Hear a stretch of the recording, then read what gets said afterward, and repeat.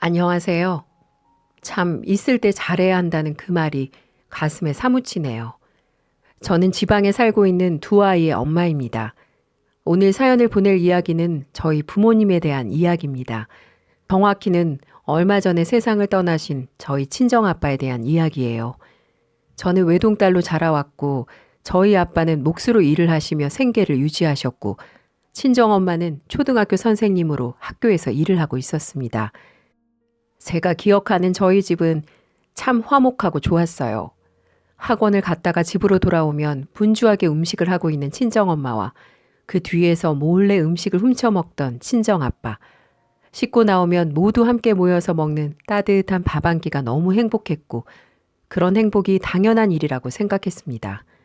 체질에 맞지 않아 술도 잘 못 마시는 친정아빠는 일을 하면서 거래처 사람들과 이래저래 어울리며 억지로 술을 마시는 일이 많았는데 그 일로 아빠가 아플 거라곤 꿈에도 생각 못했어요.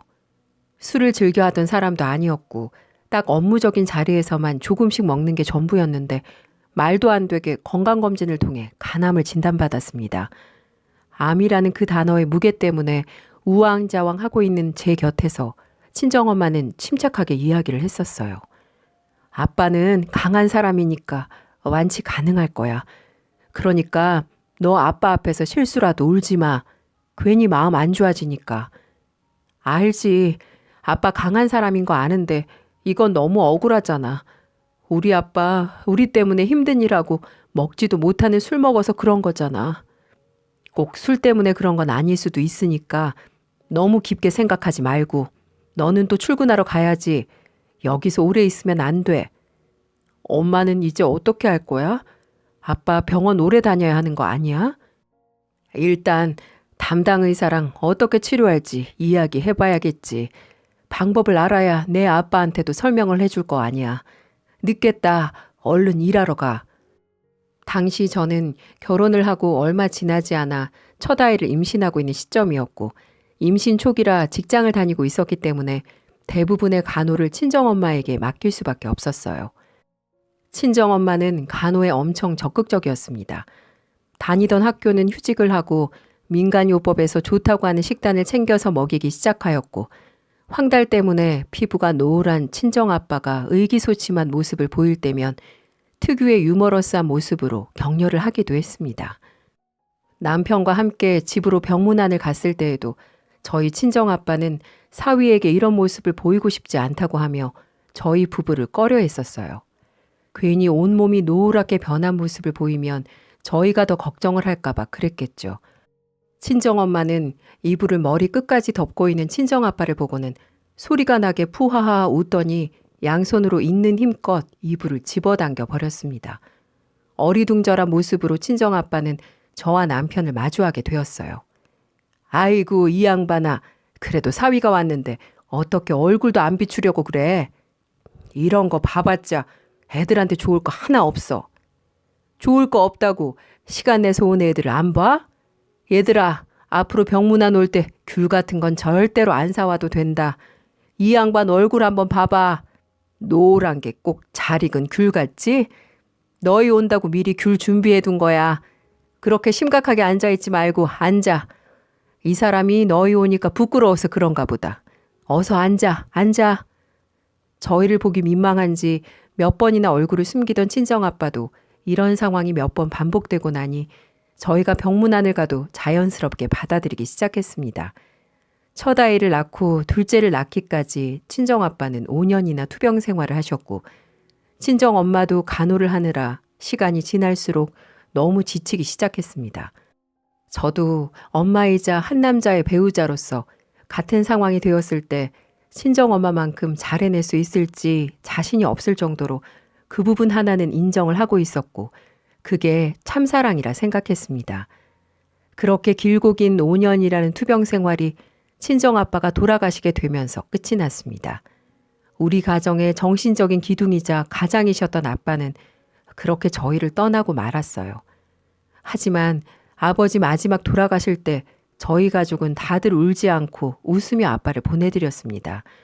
5년 정도 투병 생활을 하면서 어느 정도 예상을 하고 있었던 이유도 있기도 했지만 마지막 가시는 길 되도록 좋은 모습으로 보내드리고 싶었어요.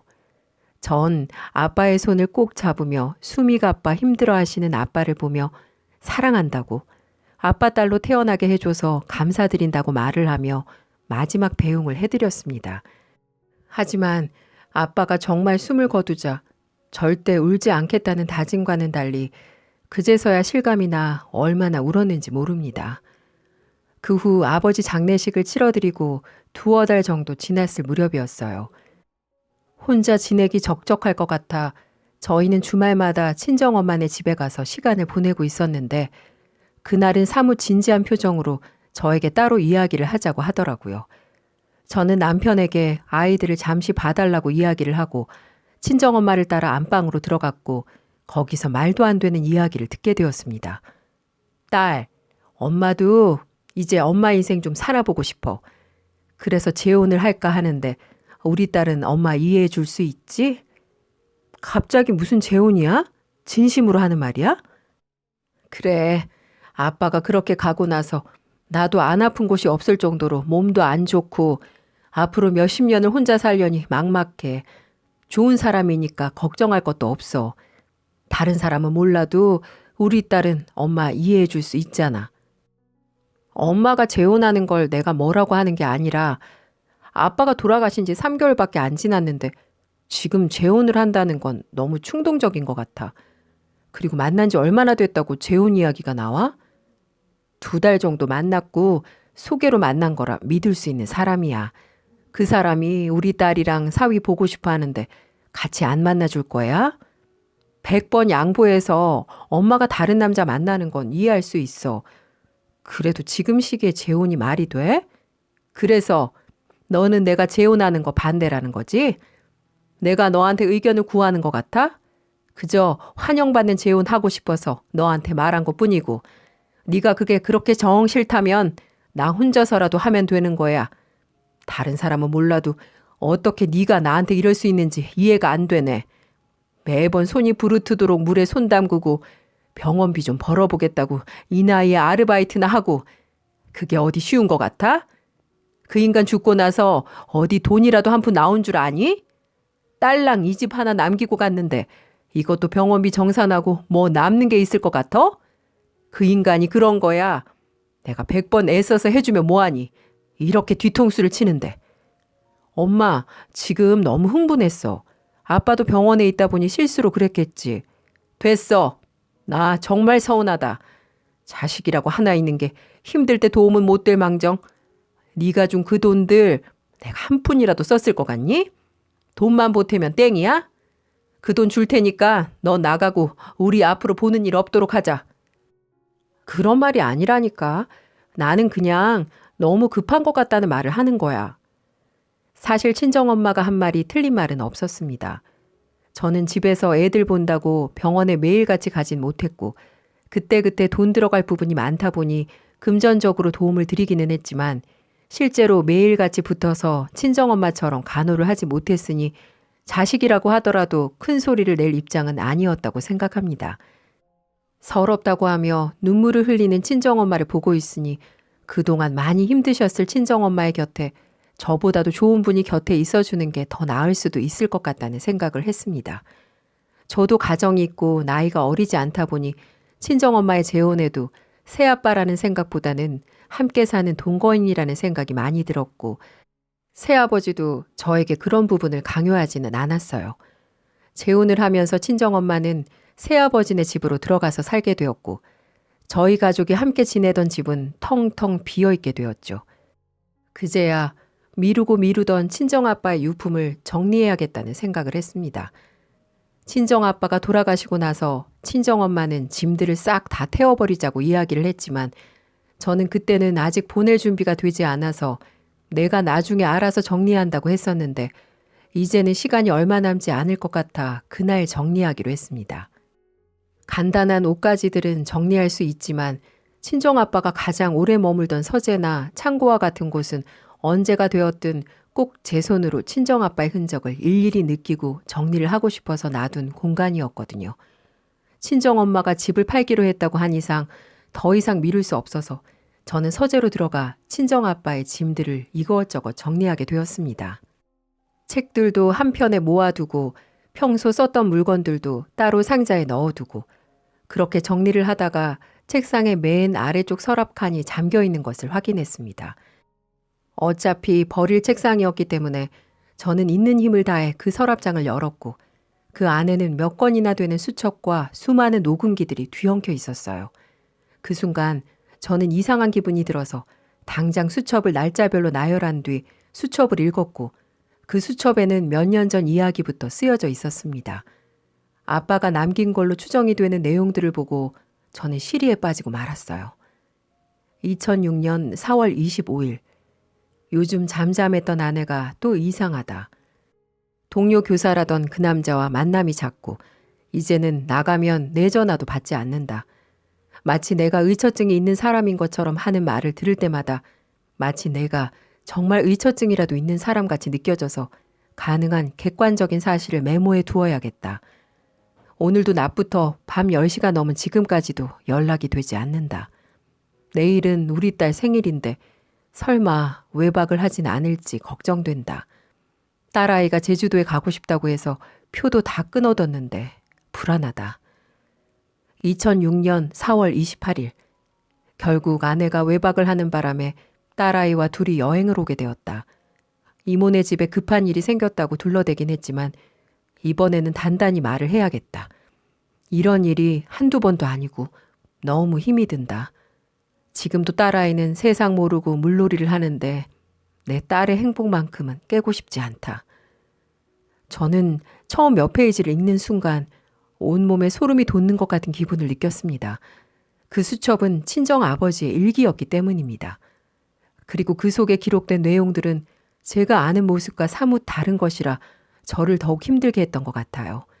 거기에 기록된 친정엄마의 첫 외도는 2006년 전으로 예상이 되고 그 이후로도 몇 년에 한두 번씩 외도를 했고 친정아빠에게 걸리고 난 후 울고불고 다시는 안 그러겠다고 사과를 했다고 적혀 있었습니다.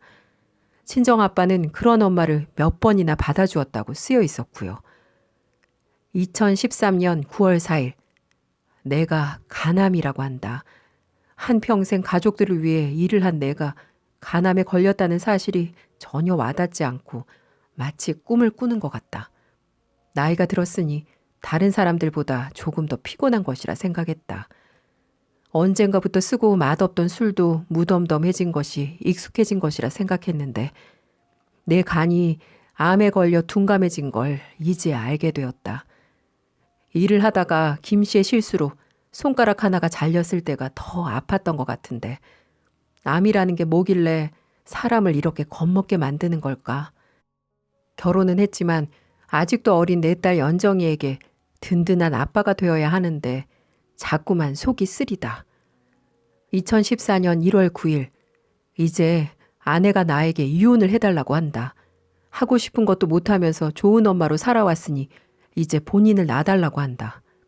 아내가 원래 자유로운 사람인 걸 알고 있었지만 그래도 내가 이 세상을 떠날 때까지만이라도 좋은 엄마로 남아있어 주길 바란다.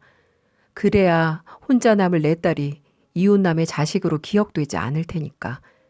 이기적인 내 욕심인 걸 알지만 아내에게 내가 죽을 때까지만 함께 살아달라고 울며 빌었다. 2019년 5월 27일. 요즘 갑자기 아르바이트를 한다고 하는 아내가 수상하다.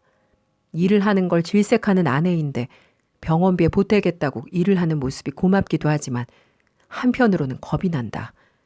친구에게 소개를 받은 자리라 일도 편하고 좋다고 하지만 아내가 집으로 돌아올 때마다 낯선 비누향이 느껴지고 아내의 화장이 점점 짙어지고 있다. 제발 그런 일이 없기를 바라고 또 바라면서 인터넷에서 구매한 작은 녹음기를 아내 핸드백에 넣어두었다. 제발 이번만은 아니었으면 좋겠다. 2019년 5월 30일. 아내 핸드백의 녹음기를 들어보게 되었다. 설마 했는데 들리는 낯선 남자의 목소리와 아내의 목소리. 아내는 또다시 바람을 피우고 있었다. 그 남자는 골프장 사장이라고 했고 그 남자를 소개해준 친구에게 밥을 사면서 이래저래 이야기를 하는 소리가 또렷이 기억이 난다. 그 상간남은 이미 내가 아프다는 사실도 알고 있었고 본인의 아내도 사별을 했다고 하면서 내 아내에게 치근덕거리고 있었다. 나는 당신 아내처럼 죽지 않을 것이다.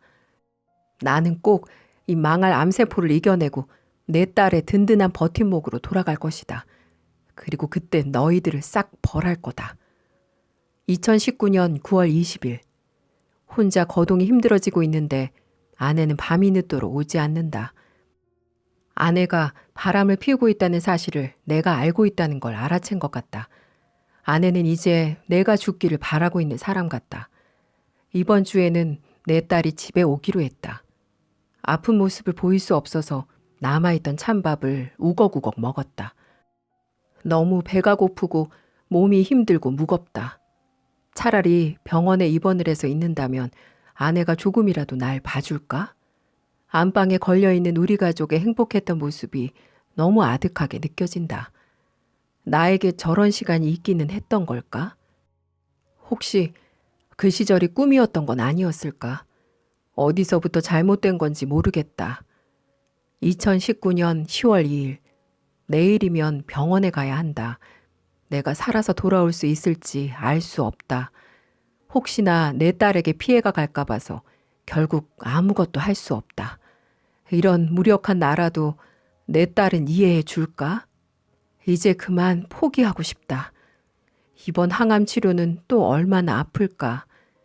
손주 녀석들이랑 같이 놀이공원도 가고 개울에 가서 물놀이도 하고 그래도 내가 죽을 때까지 아내는 곁에서 지금처럼 있어주겠지? 우리 딸은 늘 우리 부부처럼 살고 싶다고 하지만 나는 그런 말을 들을 때마다 소름이 끼친다. 딸은 저런 엄마의 실체를 알까? 제발 못난 아빠보다 더 좋은 사람 만나 언제나 행복하게 살기를 바랄 뿐이다.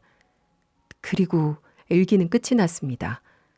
그리고 마지막 장에 빼곡히 적혀있던 글씨들은 제 이름과 살고 싶다는 말, 사랑한다는 말이었습니다. 친정아빠는 정말 간절히도 살고 싶었고 최선을 다한 인생이었다고 생각을 해요.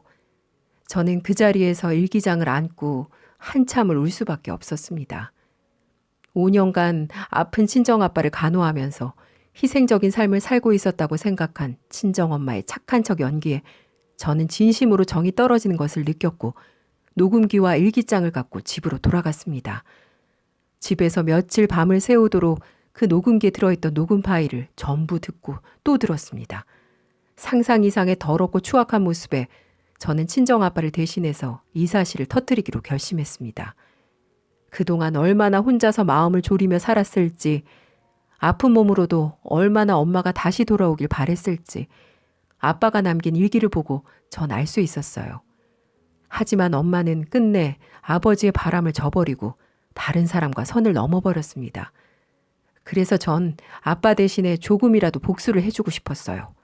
엄마도 엄마지만 엄마랑 바람을 펴 힘들게 한 상간남에게도 죄를 주고 싶었습니다. 그래서 저는 친정엄마가 근무를 하고 있는 초등학교로 갔습니다. 그리고 곧바로 교무실로 가 선생님들 앞에서 녹음을 틀어버렸어요. 안녕하세요. 저는 여기서 근무하는 제 엄마의 사생활을 폭로하러 왔습니다. 우선 녹음부터 들어주세요. 박 선생, 오늘 퇴근하고 뭐해요? 저는 아무 일 없는데 김 선생님은요? 오늘은 남편 병간호도 안 가요. 아, 오늘은 좀 핑계 좀 대고 박 선생이랑 데이트 좀 할까 하는데 시간 어떠세요? 어머, 저 오늘 그날인데. 괜찮아요. 오늘은 같이 영화나 보고 맛있는 거 먹어요. 여기 계시는 선생님들 들으셨죠? 이게 지금 제 엄마와 박 선생님이라는 사람이 나눈 대화입니다. 이 두 사람 때문에 우리 아빠는 혼자 상처를 받고 매일을 울다 얼마 전에 암으로 돌아가셨어요. 그래서 제가 여길 찾아오게 된 이유입니다. 선생님들도 다들 가정이 있으실 텐데 도와주세요. 이런 사람들이 학생들을 가르치는 선생님이라고 할 수 있겠나요? 아마 다들 이 박 선생님이라는 사람 목소리 들었으니 누군지 아실 거예요. 분명 이 자리에 있을 거고요. 제가 경고하겠습니다. 지금은 제가 선생님들에게만 이 녹음을 틀었지만 지금 당장 교직에서 내려오지 않는다면 이곳 학생들, 학부모들 그리고 교육청에까지 민원을 제기해서 제 있는 힘을 다해 응징해 드리겠습니다. 그렇게 저는 마지막 경고를 하고 교무실에서 나왔습니다. 그러자 엄마가 저를 붙잡으며 조용한 곳으로 끌고 가더군요. 너 이게 뭐 하는 짓이야? 이거 다 뭔데? 아주 나 죽는 꼴 보고 싶어서 한장했어? 엄마야말로 한장했어? 아빠한테 미안하지도 않아? 도대체 몇 년이나 이런 생활을 한 거야? 나는 엄마 잘 먹고 잘 사는 꼴 못 보겠어. 엄마는 우리 가족이었던 적이 없으니까. 아빠 일기장에 적혀 있더라. 엄마가 밥도 안 챙겨준 덕분에 차가운 밥을 우걱우걱 먹었다고. 살아보겠다고 그렇게 애쓰는 사람을 두고 어떻게 엄마 혼자 잘 먹고 잘 사겠다고 이럴 수 있어? 엄마는 내가 알던 사람이 아니야. 모든 게 가식이었어. 그러니 엄마도 각오해야 될 거야. 난 지금도 혼자 암투병 하면서 마음 졸이면서 혼자 감당해야 했던 아빠를 생각하면 가슴이 터져버릴 것 같아. 근데 엄마는 그 남자랑 침대에서 붙어 먹었겠지? 더러워. 전 제가 친정엄마에게 할 수 있는 가장 확실한 복수는 본인이 뿌린 것들을 거두는 것이라 생각했고 서서히 목을 조이기 시작했습니다. 친정엄마는 저에게 하루가 멀다 하고 전화와 문자를 했어요. 너 지금 나 죽이려는 거야? 너 정말 왜 그래? 빨리 이거 아니라고 사람들한테 설명해. 왜? 엄마가 다른 남자들 만나고 다닐 땐 이런 거 생각 못 했어? 아빠가 알고 있을 때 눈 감아줄 때 그만했었어야지. 이거 다 엄마가 뿌린 것들이잖아. 아, 남자가 너무 많아서 기억도 잘 안 나려나? 엄마한테는 내가 특별히 녹음기에 녹음된 파일들 다 넘길 테니 한 명씩 회상해봐. 아빠가 몇 년 동안 이거 녹음하면서 무슨 생각을 했을지 생각해 본 적 있어? 내가 그런 걸 왜 생각해? 그 인간 죽어서까지 나를 애먹이네. 내가 너희 아빠 만나고 너를 낳은 게 제일 후회가 된다. 엄마, 정말 안 되겠다. 아니, 이제 엄마라고 부르기도 싫어. 강희숙 씨. 그렇게 당신 멋대로 하고 싶었으면 결혼을 하지 말지 그랬어. 난 이제 엄마 없고 당신은 이제 자식 없는 거야. 앞으로 많이 고단할 텐데 혼자 잘해보시고 앞으로는 가정 있는 남자는 웬만하면 만나지 말고 다녀요. 우리 가정 망했다고 다른 가정까지 망칠 필요는 없잖아. 이번 기회에 똑똑히 배우고 똑바로 살아. 저는 전화를 끊고 친정엄마의 번호를 차단해버렸습니다. 가정이 있는 사람들끼리 만났으니 서로가 상간남이고 상간녀인데 상간남 소송을 할 수 있는 친정아빠가 돌아가신 마당에 친정엄마는 그저 유일무이한 상간녀가 되었죠. 그리고 결국 나이 처먹고 상간녀가 된 엄마는 다니던 학교에서도 파면됐습니다. 물론 상간남도 마찬가지고요. 제가 파면될 때까지 학교와 해당 교육청에 민원을 제기했거든요. 그리고 동료들과 학부모들 사이에도 이미 소문이 나서 어디서 얼굴도 못 내밀고 다니는 처지가 됐습니다. 결국 죄를 저지른 대가를 톡톡히 치르게 된 거죠. 그리고 전 엄마가 앞으로 아프거나 무슨 일이 있어도 냉정하게 끊을 겁니다. 물론 저보고 그래도 엄마인데 너무한 거 아니냐고 말을 하는 사람도 있을 거예요. 하지만 이 상황을 직접 겪어보신 분들이라면 제 마음을 조금이라도 이해해 주실 것 같네요. 엄마는 그 뒤로 다른 사람 폰으로 전화해서 울면서 사과를 하고 외롭다고 오열하셨지만 전 그때도 냉정하게 전화를 끊어버렸습니다. 보니 상간남하고도 헤어지신 것 같더군요. 추잡한 사람들끼리 만났으니 오래갈 일이 없었겠죠. 저를 낳아주시고 키워주신 엄마였지만 불쌍하게 돌아가신 아빠만 생각하면 마음이 찢어질 듯 아파요. 혼자서 얼마나 외로웠을까요? 자식에게 창피해서 엄마의 파렴치한 존재를 알리지 않고 혼자서 마음 졸이며 투병 생활한 거 생각하면 너무나 마음이 아팠습니다. 제가 저지른 일들이 친정아빠가 진작 하고 싶었던 게 이런 모습이었겠죠? 몇십 년이 넘는 세월 동안 계속 다른 남자를 만나고 다니는 친정엄마를 보고 무슨 생각을 하셨을까요? 저는 감히 상상도 할 수 없는 마음일 것 같아요. 사실 저희 친정아빠는 부모님께서 일찍 돌아가셔서 친정엄마와 결혼을 할 당시에 외가댁에서 반대가 심했다고 들었습니다. 번듯한 직장도 아닌 몫으로 일을 하는 부모가 없는 자식을 누가 환영을 하겠어요. 그래서 친정아빠는 늘 외가댁에 가면 죄인이었고 집에서조차 잘못한 일이 아니라도 미안하다는 말을 달고 눈칫밥을 먹으며 살았어요. 그저 친정아빠가 성격이 좋아서 하하호호 하는 줄 알았는데 그 모습들이 그저 눈치를 보는 모습들이었네요. 저는 바보같이 친정아빠가 돌아가시고 나서야 제대로 저희 가족을 돌아볼 수 있게 되었습니다. 친정아빠의 일기장을 발견한 이후 저는 틈날 때마다 친정아빠가 잠들어 있는 곳으로 가 이런저런 이야기를 하곤 합니다. 투병 생활을 하는 긴 시간 동안 마음대로 다니지도 먹지도 못했을 모습이 눈에 아른거려서 매일같이 저녁 안주와 콜라를 사서 이야기를 하다가 와요. 친정아빠가 간암에 걸린 건 술 때문이 아니라 바람을 달고 사는 친정엄마 때문에 속이 썩어서 그런 건 아닐까 하는 생각이 듭니다. 친정엄마를 폭삭 망하게 한 사실을 친정아빠가 알고 나서 하늘에서는 두 다리 쭉 뻗고 지내셨으면 좋겠습니다. 아빠, 하늘에서는 아무 걱정 말고 미련한 엄마 생각도 하지 마시고 하늘에서 행복하게 지내세요. 저도 항상 저희를 위해서 열심히 산 아빠 생각하며 열심히 살아갈게요. 지켜봐 주세요. 아빠, 사랑해요.